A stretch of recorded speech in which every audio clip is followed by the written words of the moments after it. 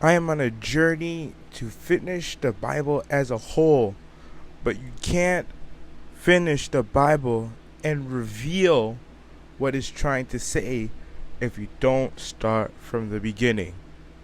So it all starts with the book of Genesis.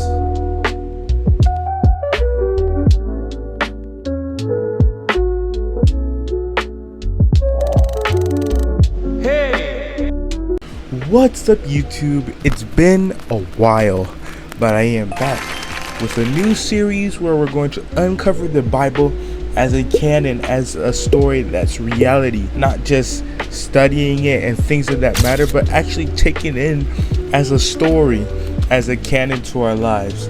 And in order for us to finish this, we need to start from the beginning, the book of Genesis. I'm not going to read the whole book or the whole chapter of chapter 1. You can find that video. I'm going to upload videos of me reading, and then you can follow along as well. But for this one, it's just going to be a summary, what I've learned, what intrigues me, and things I just want to share with you guys. So don't forget to like, comment, and subscribe, and let's get into the analysis. So as we begin to investigate the book of Genesis chapter 1, I wanted to firstly figure out what in the world does Genesis mean. And in the Greek language, it means beginning, generation, origin, source. And the original title in Hebrew means in the beginning, or Bereshith. I don't know if I'm saying that right. I'm sorry. But moving on, throughout Genesis, we can see the creation account. But we need to establish the characters that get presented within the Bible. And our first two characters seemingly is God and the Spirit of God. And it says the Spirit of God was moving over the face of the waters. And God said, "Let there be light." So these are the two first establishing characters that we see when starting with the book of Genesis. Now that we have established our characters, what has happened or transpired within chapter 1? And we know it's the days of creation, 1 through 6.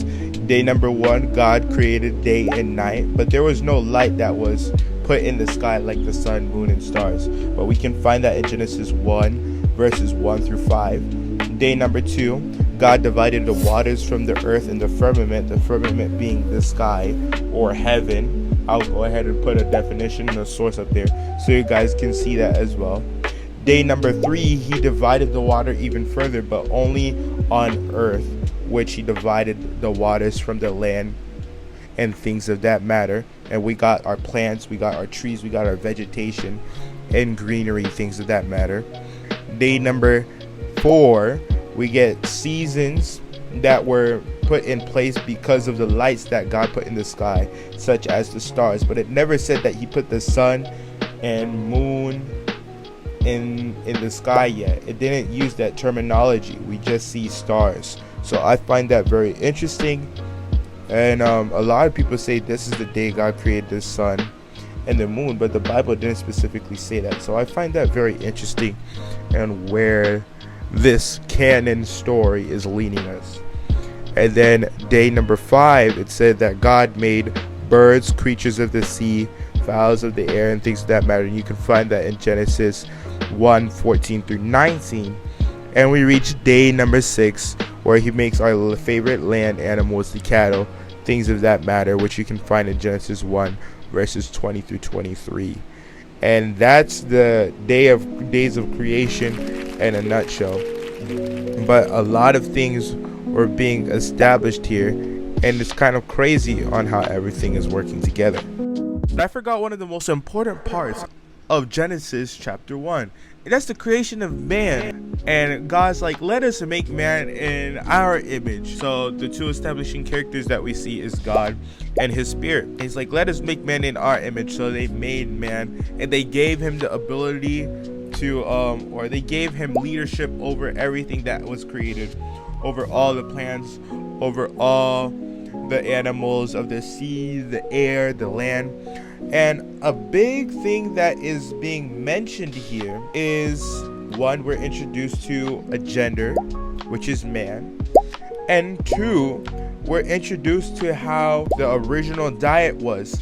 It didn't say to go eat meat and things of that matter. It said that God gave us fruits and herbs for meat.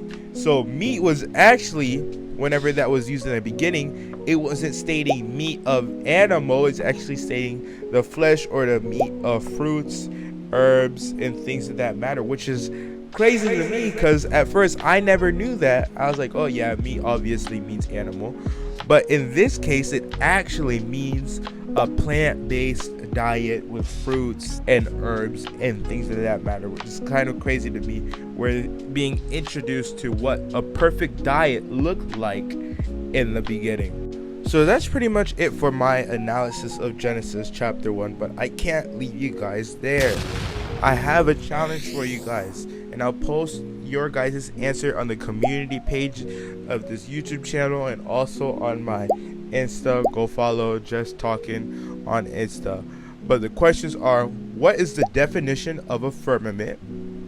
Does the day actually start in the morning? And if not, when does it start? Who is the us that God is referring to in Genesis chapter 1 verse 26? And where in the book of Genesis chapter 1 does it say that fruits have seeds inside of them? Good luck finding these answers, and please stay tuned. Don't forget to like, comment, and to subscribe. Stay wise, and remember, we're not living a fantasy, we're living a canon. Until next time.